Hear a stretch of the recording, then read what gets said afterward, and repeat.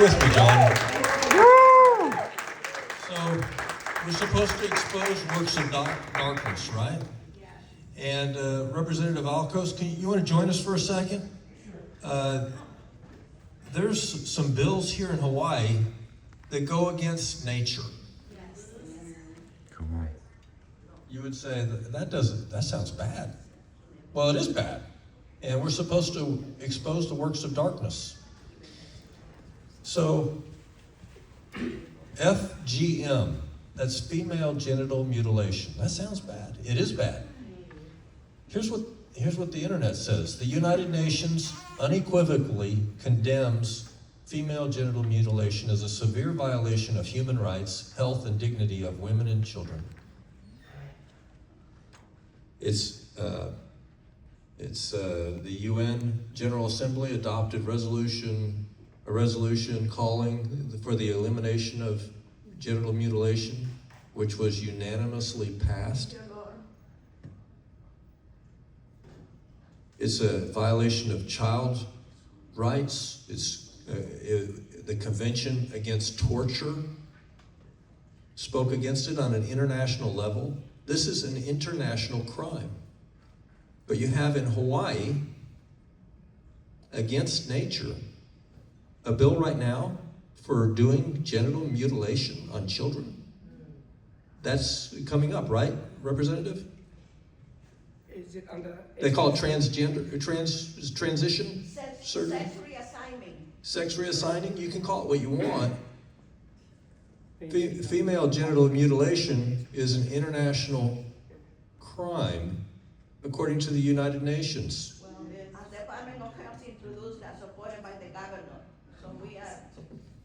So we're exposing works of darkness right now. That's what we're doing. You have undercover footage of people involved in an organization that take babies that are aborted and take them apart and sell their parts. Yes. And this is exposed by Project Veritas. And the whole world sees it on the internet.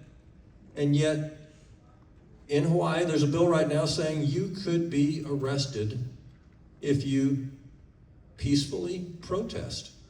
You know, the United States Constitution says that you have basic rights of freedom of speech, freedom of assembly, and yet the freedom of religion. And so if you have a problem with babies being killed before they're born, or babies killed after they're born, or adults being killed, if you're against humans being killed, and I'm a doctor, so I'm for life, you can't protest that peacefully. You might be arrested when this law gets passed. Am I correct? Yes, correct. That's correct. Come join me, Representative, because you've been standing up for the voice of the voiceless, our most precious, most vulnerable. You know, Representative Alcos, we had a beautiful, intelligent, gifted reporter at CBS 7 in West Texas that was born at 20 weeks. She was 20 weeks premature, and she made it.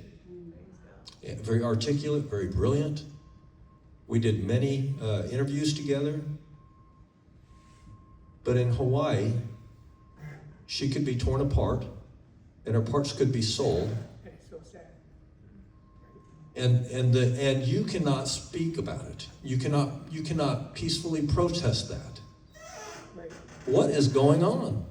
There's room for improvement in Hawaii. Speak to this. That is really touching, and those are part of the reasons why we run, and we need more Republicans out here that's going to stand up. Woo, come on. These kind of bills that's coming on the floor.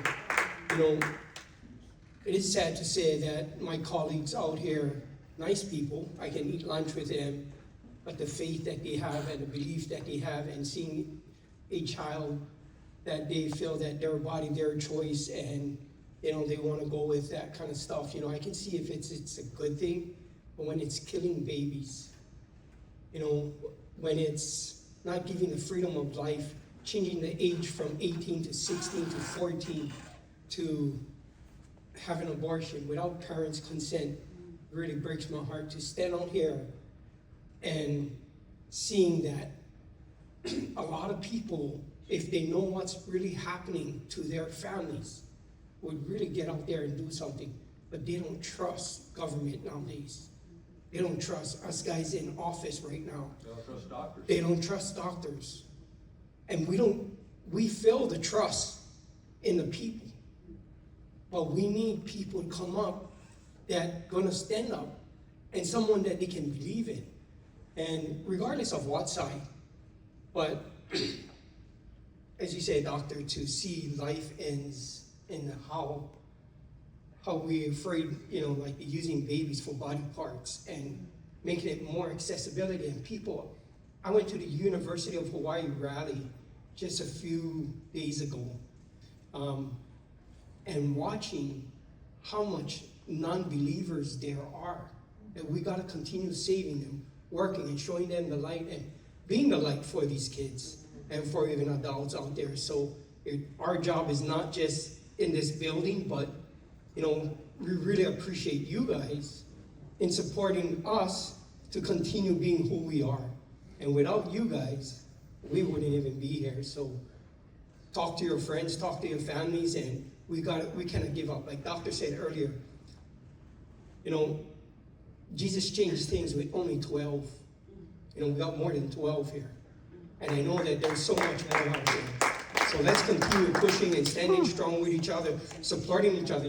I signed one bill, was controversial, with the governor taking too much power over things. And I didn't understand that bill because some of these bills are written in lawyer terms, in between the lines. You don't see all these things. And I don't understand those things. And I'm taking it as a grateful heart that I want to help and save people. I want to make sure that, if there is an emergency, that we can use those powers correctly. But it is when you don't use the powers correctly is when people get hurt. And I'm so glad that these guys, not just traveling to Hawaii, but traveling around the United States and taking action and keeping us aware of where we stand on. And yet we can work with each other throughout, not just this bill, but we're going to work with each other throughout the future to protect the people of Hawaii as much as we can. So really, I appreciate you guys here. Thank you. Thank you, Representative Valcos. You are a leader. He's a light. And we need to support. We need to support. Yes, there's many bills that we need to talk about. But it's about the people. The greatest resource of Hawaii is the people. Yes. It's not the pineapples. It's the people. And so, and our children. It's about our children. And the sacrificing of children, whether they're born or they're mutilated after they're born, this is unacceptable. Yes. And we stand up for the children. That's right. And that's what we're supposed to do. Jesus said, in Revelation, he says, I was hungry and you fed me, and I was naked and you clothed me. And it says in Revelation that people will say, when did I see you? And he says, when you did it for these people, you did it for me. Even if you did it for the least, even if you did it for the littlest, you did it for me. That's what we're here for, and that's what we're going to be measured by. And all of us will have to answer for the things we do. But we have some leaders that truly have the heart to serve and to stand up for those that can't stand up for themselves. This is that hour. And so we need to be vocal, we need to be loud. And if everyone here spoke to 100 people eventually, that's a whole lot of Hawaiian votes that would go the right direction. It does make a difference when the public speaks to the representatives, doesn't it, Representative? Yes, sir. And so you do have a voice. And we had a patient rights bill that was shown to us yesterday that Representative Garcia wrote that died on the vine. It needed more. We needed to talk it up last year. And I told him, please present it again next year. Yes. You need to have your rights. It can be put in place. And we've been on radio interviews, we've been on podcasts, but you know, one person can make a difference. In Texas, we have an Attorney General, Ken Paxton. Have you heard of him? Yes. And I met him before he had a lot of controversy, and I was allowed to pray for him in front of thousands of people who agreed with me. Shortly after that, he starts to really get on fire for the people and stands up against Pfizer and sues Pfizer for deceptive trade practices because he said they misrepresented when they said that their shot was 95% effective. And he said he had the evidence that their shot is less than 1% effective. He can't even prove that it's 1% effective. And he was ready to go to trial. When he filed that lawsuit, he had a multi-billion-dollar international organization that he was standing up to. It was a David and Goliath moment. And 5 days later, he's charged with 23 felony charges out of the blue, all on the same day, 5 days after standing up to this international multi-billion-dollar giant, who, by the way, I'm not going to answer this, but do you know which organization has the record for the largest criminal fine in the history of the United States? Anyways, he went through the storm. They tried to impeach him. How could an international organization that has hundreds of billions of dollars sway elected officials to try to take down the top lawyer of the United States, of Texas?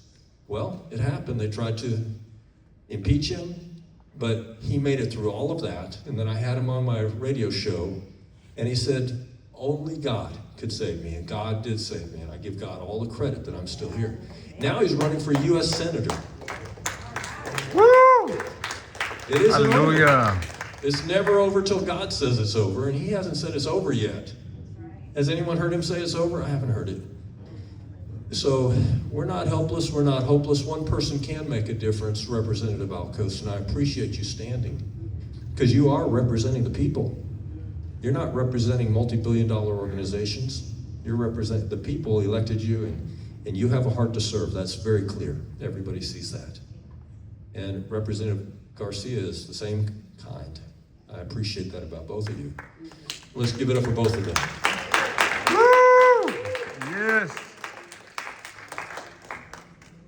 You know, I told Ken Paxton, when they said it was 95% effective, they didn't mean 95% effective at preventing the spread. Everybody knows that's not true. They didn't mean 95% effective at preventing disease. That's been proven wrong. I said, you should have asked them, is it 95% sugar-free?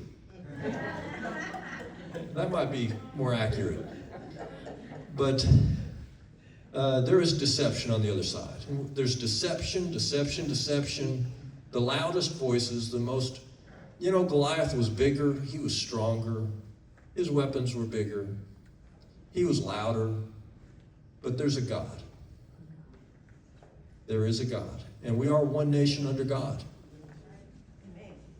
Our motto, our national motto is, in God we trust, still. And, you know, it matters. That's the difference maker. And so we need to pray. We need to stand up for the children, the keiki. Yeah. We need to stand up for the children, whether they're born or unborn. You know, when there's a car wreck and a drunk driver hits a car and it kills a 20-year-old mother who's pregnant, that's a double homicide. In law, they say that's two people. They're right. There's two bodies. There's two souls. There's two hearts. It's not just two hearts, it's two whole human beings. Yet, there's this myth that's being propagated. There's this propaganda that's repeated over and over, and people start to believe it, that maybe it's not a human. There's never been a baby whale that comes out of a human mother. Humans have humans. There's two humans there. You can call it whatever you want, but it's a human. And so we need to stand up for our little ones. We need to stand up for the children. We need to stand up for parental rights. We need parental rights bills. Representative Alcos, please present a parental rights bill, because apparently that needs to be defined. And John, will you help give some input, please? Let's give it up for Representative Alcos. He's going to lead the way for a parental rights bill. We need that patient rights bill. If you and Representative Garcia will present that. God can do there's nothing God can't do. And so if you will present that bill, and we will speak it up, we will talk it up across the nation, God can push that across the finish line. Yeah, let's do it. Patient rights bills, parental rights bills. And what patient rights are we talking about? Nothing crazy. We're just saying, all of us know that if someone has cancer, a doctor's going to say, well, you could get chemo, radiation, surgery, you could do hospice, you could do natural herbs. And who gets to decide that? Is it the patient? Yes. Or is it the doctor? Or is it the employer? Or is it the university that won't let you go there if you don't get the right treatment? No, it should be the patient. It's understood with cancer. It should be understood with any medical product. That you have the basic right to know the three components of informed consent. What are all my treatment options concerning COVID or bird flu? What are the risks and benefits of those treatment options? And if there's a financial conflict of interest. During COVID, in Switzerland, in the University of Basel, they studied the Moderna shot and the Pfizer shot. And they found that 3 out of 100 people had elevated troponin, a blood test. I'm an ER doctor, and I work at a heart hospital emergency room, among other ERs. Guess what we take care of at heart hospital ERs? Heart attacks, heart disease. And we have people come in with chest pain. Some people come in and they're in really bad shape, and it's life and death. And we look at one blood test, the troponin test. Troponin is a chemical that's in living heart cells. It's not in the bloodstream. And when living heart cells die, explode, they spill the troponin in the bloodstream, and we pick it up on the blood test, and we know we have an emergency that is not going to go home, that's going to the ICU immediately. This is the test that's looked at worldwide. Any emergency room, if you're in India, New Zealand, Europe, and your troponin blood test is elevated, you're not going home, you're going to the ICU immediately. 3 out of 100 people that got the Moderna or the Pfizer shot had elevated troponin. That's a marker of cell death of the heart muscles. Myocarditis injures the heart. That's on the list that Pfizer said of diseases that are associated with their product, their Pfizer shot. Here's something you need to know. When someone has myocarditis, even if their symptoms go away, the 5-year survival is 50%. Meaning if someone has myocarditis, half the people will be dead in 5 years. They may not have chest pain or shortness of breath anymore, but half of the people that have myocarditis will be dead. So again, 3 out of 100 have the test to show that their heart has heart cells dying, called troponin. And the symptoms go away. I know, because I work with heart attacks in the emergency room, that troponin blood test is normal in 2 days after a massive heart attack. And so the spin that they gave was, well, yeah, they have elevated troponin, but in a couple of days it's normal. It's normal even if you have a massive heart attack. So that shouldn't relax you, but that's what the message was. The propaganda is, it'll be okay, your troponin will go back to normal. It goes back to normal even if you have the worst of the worst heart attacks. Here's the fact, before COVID, half the people died in 5 years that have myocarditis. That is why informed consent is important. Patients deserve to know the risk and the benefits of every treatment option. That's an absolute risk. It's one that's unavoidable, undeniable now. There's montages of hundreds of people falling over dead on soccer fields, on newscasts, weathermen falling over, celebrities giving speeches and passing out. You can't deny it. And so myocarditis is commonly understood to be elevated for as a complication of the COVID shot. But the message again is not accurate. They're saying it's just for young men. It's an increased risk for all people, men and women, young and old. It's especially high for young men. And so you can see how they put the spin on it. Well, if you're older, that's really a problem for young men. It's a problem for everybody that gets a COVID shot. Here's another fact. In China, 3 years ago, they published a study that mice in the lab that got 5 or more COVID shots had their immune system destroyed. When you have no immune system left, that's AIDS, acquired immune deficiency syndrome. And so if you're a lab rat that gets 5 or more COVID shots, your immune system's destroyed. So I guess that means don't get 5 or more shots if you're a lab rat. But it might also apply to humans. And so there's a lot of information out there that needs to be shared, and there are solutions as well. There are some things that can help. And you can talk to your local doctor here, talk to your personal doctor, but there are treatments for people that are injured. But it's better not to even get injured. And so, as a friend of mine, as a retired highway patrolman says, you may drive through a red light 3 times drunk, and you may not have been hurt, but don't do it a 4th time. There's no guarantee it won't happen. And so, for your loved ones, do what most doctors and nurses are doing now. Most doctors and nurses are refusing to get a COVID shot. Did you know that? The people that know what's going on are saying, no, thank you. Isn't that interesting? But they're still saying safe and effective. How unethical and how deceptive is that to say safe and effective, period, and not list the 1,200 diseases that the manufacturer says are associated with the product?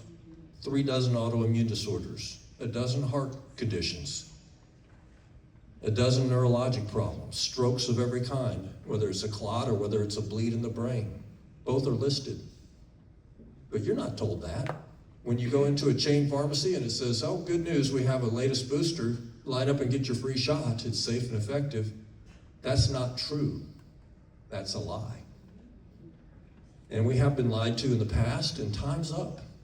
And I appreciate JohnFleetwood.com exposing the truth. I appreciate Representative Alcos putting some laws on the books to put a line in the sand, in the sand of Hawaii beaches, saying no farther. We're going to protect the patients, we're going to protect the children, we're going to protect parental rights, we're going to protect constitutional rights. We had an Uber driver come by and pick us up last night from a restaurant to bring us home, and he said this is his 2nd job. He's a Honolulu policeman. And he said during COVID, he was passing out citations for singing in public. That was one of the 8 things that he said. He said there were 8. You had communities of older Filipino people playing cards, a common card game they like to play. And they'd come up in their cruiser, and if there were more than 6, they'd have to give them citations. He said after a while, he said we'd come back a couple weeks later with our cruiser, and you'd see all these senior citizens scurrying away, hobbling as fast as they could, like there's a bunch of people in a crack house raid trying to escape. That is crazy. That should not happen to the good people of Hawaii. Every Hawaiian is priceless, made in the image of God, deserves basic rights. Your constitutional rights of assembly, freedom to assemble, freedom of speech, freedom of religion were all suspended during COVID. That's why Representative Alcos had the heart to rein in some of these tyrannical powers that the governor of Hawaii has right now. And that needs to happen, but it's going to happen because of the people. Representative Alcos, come up here. Let's give it up for Representative Alcos. I got a question for you. Does it make a difference if constituents reach out to their representatives? Absolutely, it makes a huge difference. we get information from you guys. I see you guys' testimonies out there. I changed my vote on a feral chicken just the other day. I supported the chicken. You know, there was some feral chickens that didn't want to run around, and it's in Kauai. It's a nuisance to a lot of the businesses there. Listening to the testimony on the floor, listening to some people, I changed my votes and supported no killing on the chickens. You know, so it's just an example of what we're continue doing. You know, and to touch on, you know, what Doctor was saying, you know, I speak to the health director in finance just a few weeks ago, and I asked them, you know, with the 72 different type of vaccines that they got finance and money for now to push in giving our keikis, our families, and, you know, pushing them down. You know, first they was trying to mandate that bill. It died. And now the last year was that they got finance to buy all these needles and all these vaccines. And it is, I feel, it's changing our DNA. When God made us perfect. And we don't need nothing else but a perfect DNA, you know. Amen. But I asked the director, did anybody in the state of Hawaii, do you know who took the 72 different vaccines? And the director told me, no, you don't know anyone. I asked my colleagues that voting on the floor, did any of you take these vaccines? Yeah, that's right. None of them took the vaccines. And I asked them, why are you guys so excited to, you know, vote this bill in against, you know, and pushing it down on our families? Because I know, you know, it's from higher above, finance and money, and trying to push this down, you know. And it saddened me to see what happening to the state of Hawaii, to the people, and how finance and money is controlling a lot of the stuff that we're doing. And, you know, I got a question. Yes. I got a question, Representative Alcos. We have to make a law. We have to talk about it as representatives to protect a feral chicken. Why don't we protect the keiki? Why don't we protect parental rights? Why don't we protect our Hawaiians? Why are we not protecting the most delicate humans on the planet, but we'll protect a feral chicken? Am I hearing this correctly? The Hawaiian chicken. I've heard of Hawaiian chicken. I've heard of Hawaiian chicken. Let's protect the Hawaiians, especially the little ones, our future. Am I right? Some things make common sense, right? Isn't that crazy? Am I hearing this correctly? You're hearing that correctly, 100%. They want to kill the chickens. Well, he stood up for the feral chickens, and he'll stand up for the keiki.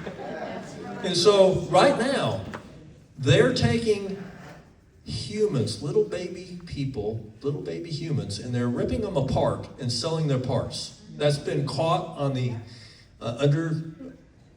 undercover cameras, and that's irrefutable fact. Selling the parts is a business. Yet you can't kill a feral chicken.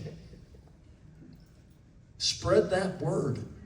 Talk that up. Let people know. We need to stand up for the little people, the little keiki. God loves the little children, all the children in the world, even the Hawaiian children, and I do too. No, the bill is to kill the predator. The bill was to kill the chicken. I know, they wanted to kill the chicken, and you stood up for the chicken. Let's stand up for the keiki. Well, is there any one that's a songwriter here that could write a song about that? We need to put this out. Okay.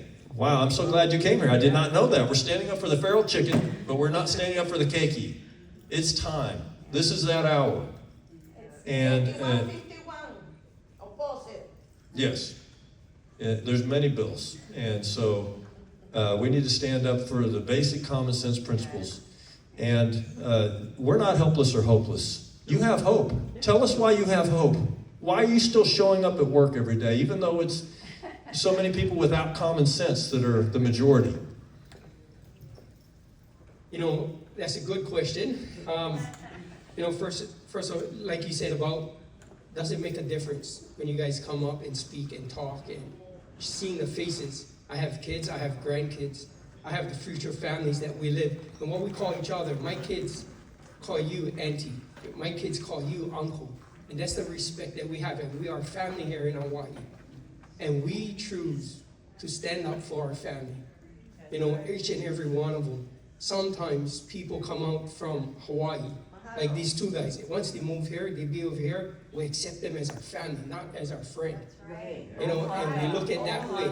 And that's why I'm here to continue fighting for the families of Hawaii in my community as well. So, really appreciate it.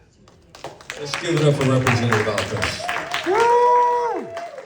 I want to acknowledge Margaret Mejia has put all this countless hours of effort into this, so please support Margaret. Let's give it up for Margaret one more time.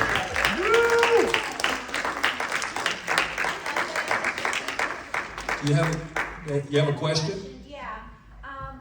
According to your expertise, I know you guys have gone over these bills that we've been fighting, 2151, 2236.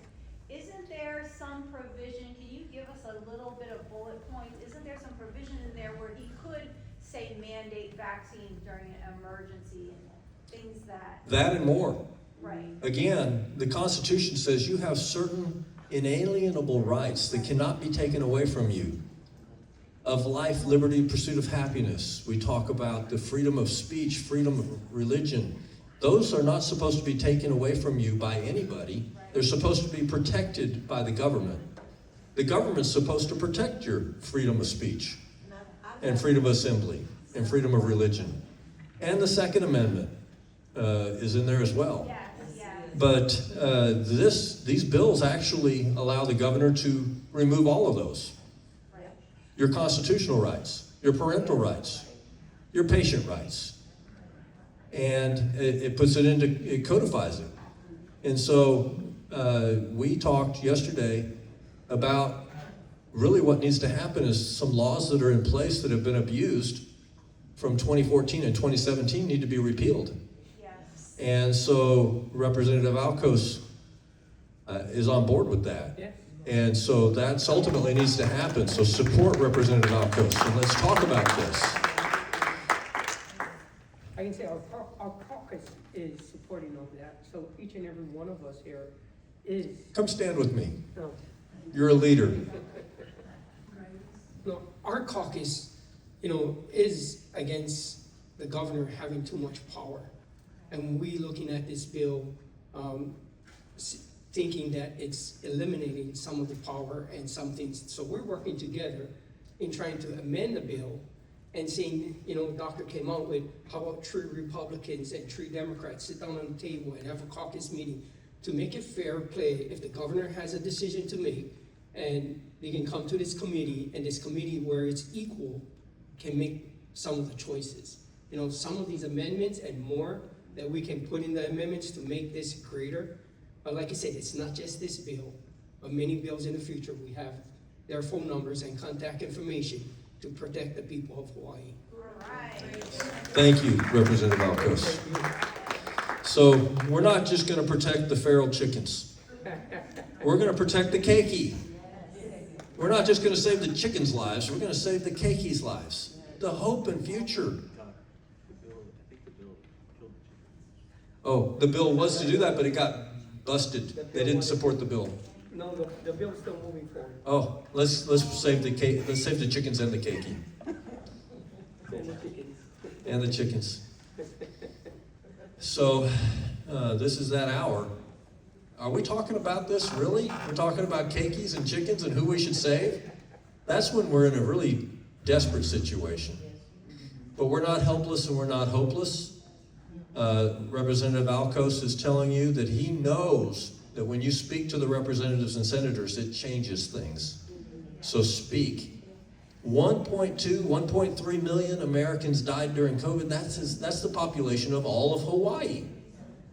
To put that in perspective, can you imagine the islands being sterilized of all humans? That would be awful. And that's how many people died in the last 5 years. You have a question? I just wanted to make a point that in a way, if you think about the broader picture, it's all a part of the communist push to put the power in the hands of the government that we can come and take whatever you want. Yes. It could start with a chicken, then it could be your dog, then it could be your child, and so on and so on. So it is all a part of the same exact agenda. So I just wanted to address that to everybody, that they're all important because they're connected in that way. Yes. Yes. And, you know, Gary Cordery mentioned, and please stay standing with me. He mentioned RFK Jr. and what he's trying to accomplish, and he is really fighting for humanity, really. He understands what's at stake. And it is life and death. For many people, it's been life and death already. There's a young father who died, who left his widow, and she wrote a book, The Protocol That Kills. That's online. The son, the adopted son, wrote, Never Got to Say Goodbye. That's his book. Both of them were not able to be around their dad when he died in the hospital. That happened here in Hawaii. That happened all over.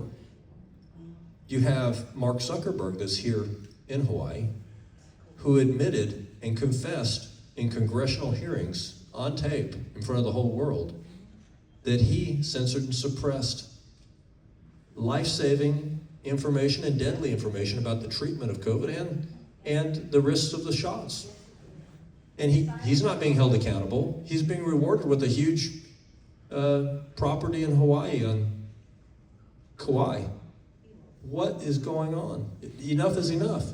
You know, Representative, there were people 250 years ago that said taxation without representation is wrong, and they had the Boston Tea Party just because they were being taxed.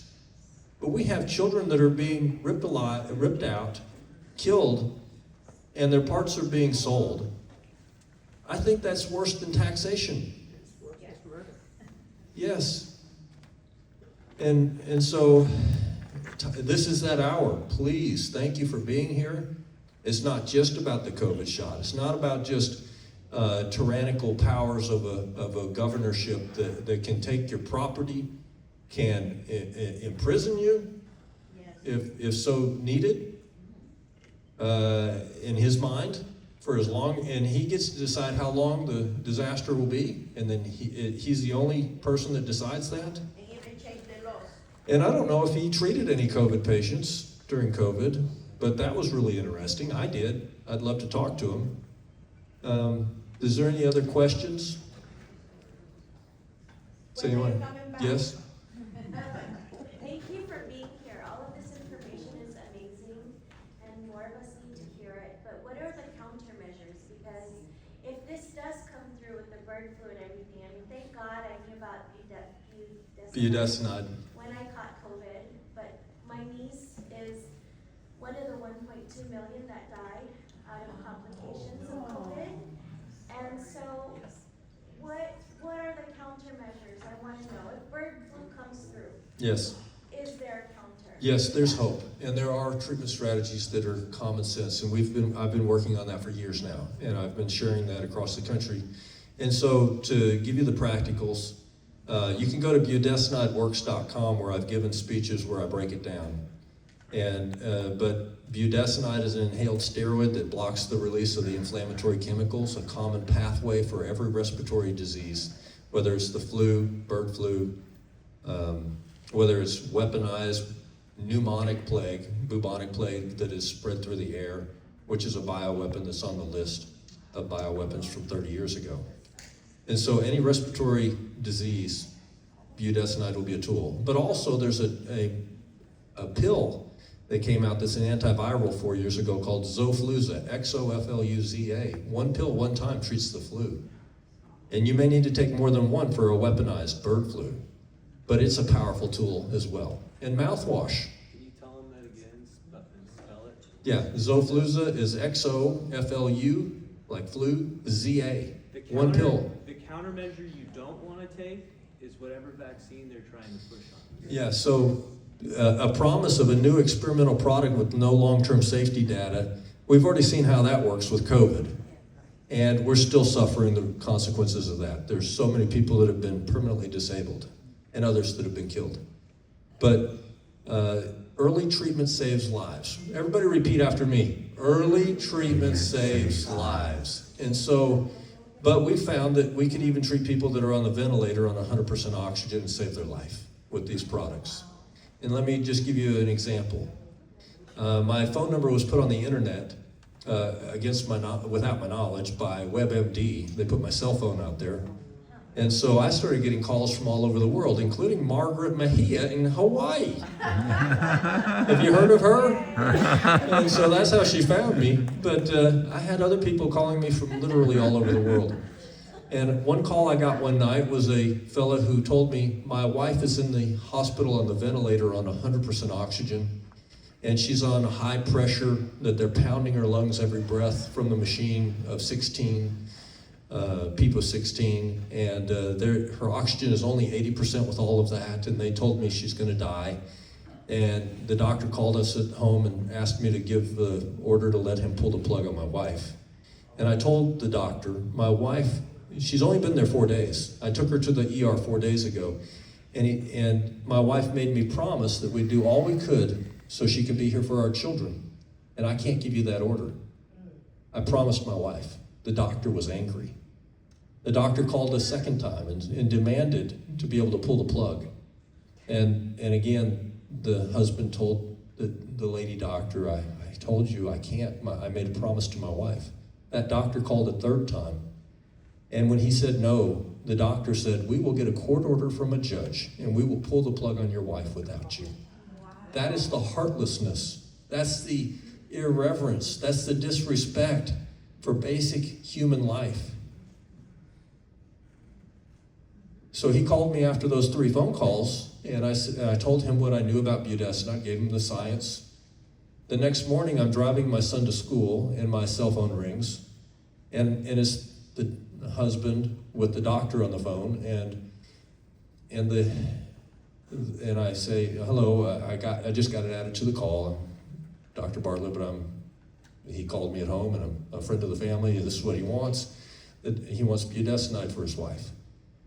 The doctor told me, who's a lung expert, a pulmonologist, a lung expert, he says, I'll check into it. This is a medicine that's been out for over 30 years. He should know something about it. I've been talking about it.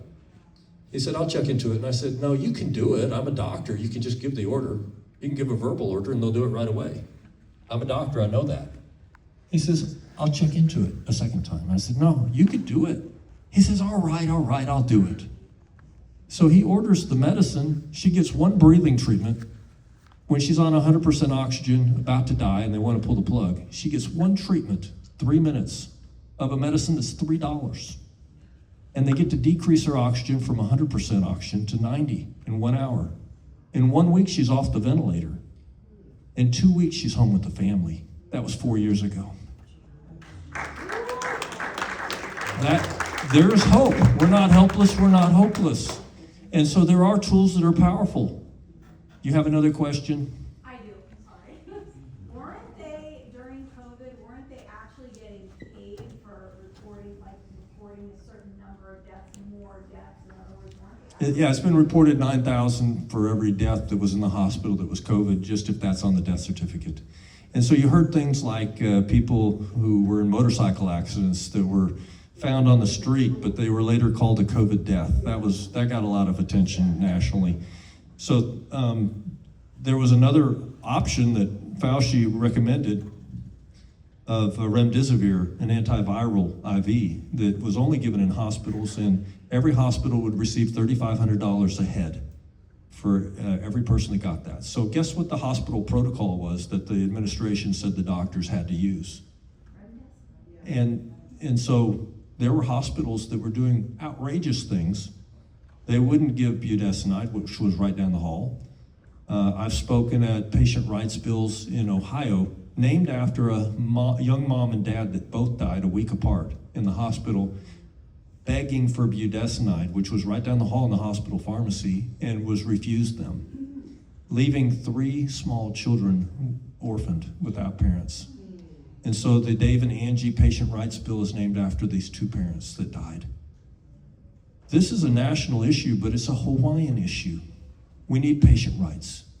And shame on those that refuse to support Diamond Garcia's patient rights bill and let it die on the vine this year. It needs to be brought forward next legislative session, and we need to talk it up. Can you repeat the website and the name of the bill? Yes. I just want to say, you guys have the power as well to create a bill. Send that bill, send it to my office, send it to Garcia's office. That idea that you have, maybe it's parents' rights, patients' rights, however, maybe you want to take this pill or drugs that we got to introduce a new bill. That's what we do out here to try to save the people and try to give something good. Is it going to pass? It takes work. It takes a lot of work. It takes some massaging, and it takes the Lord, But we need you folks out there, and not just us guys, to make the bills. And the bills normally come from the people. Thank you. Please stay here. I had a fellow reach out to me that was a citizen of Arkansas, and he said, I feel like God told me to help get a law passed in Arkansas for ivermectin to be over the counter. And it did. It's over the counter in Arkansas. And then Texas did that. But we need budesonide. John wrote a bill for budesonide to be made over the counter. Budesonide nose spray used to be a prescription, and the FDA said, this is so safe that we don't need a prescription, this is over the counter. So they made budesonide nose spray, which used to be a prescription, over the counter. But budesonide for the nebulizer machine that could have saved 900,000 American lives during COVID still requires a prescription. So, Representative Alcos, will you please present that bill next legislative session to put budesonide over the counter? I'll definitely try to put that bill, and I would love to. Maybe I even do a resolution, that we can try to send in this year and see how it moves. Dr. Bartlett. May I say Yes. something? If you have questions, come over here and we'll answer them. So I have a comment, it's faith without works is dead. To combine our faith and to stand up against bills. There was only 3 of us that spoke against, at the hearing for HB 1961, that would potentially have us arrested for just standing outside of Planned Parenthood praying. There was 3 of us, but the other side was organized. People calling in, but we must give our representatives something like throw the ball so they can slam dunk. We must pull together. If just one person from each church would vote, I think there was maybe 300 votes for our side, and then, 30 votes versus 300. But if we had just one single person per church, we could have 1,000 to 2,000 votes. And it's real easy to do. It's hawaii.capitol.gov. Log in. You can submit testimony written. You can come across the video. You can come in person. But faith without works is dead. Jesus is the way, the truth, and the life. And the truth is, we have to stand. There's stuff that's subjective. They're taking rights from parents. They're taking rights from parents. Kids whose emotions are flying. Well, if they have a sex change operation, that's irreversible. And for the rest of their life, they need treatment. So in the mighty name of Jesus, let's stand together. Just a little bit to touch back first. Thank you for standing out there at that abortion area. But our churches need to step up and get involved and to support, because that numbers would really make flip-flop everything in the state of Hawaii.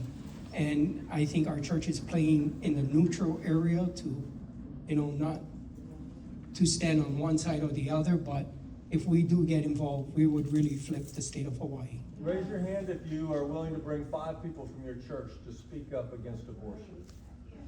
Raise your hand if you're willing to show up and speak against mutilation of children.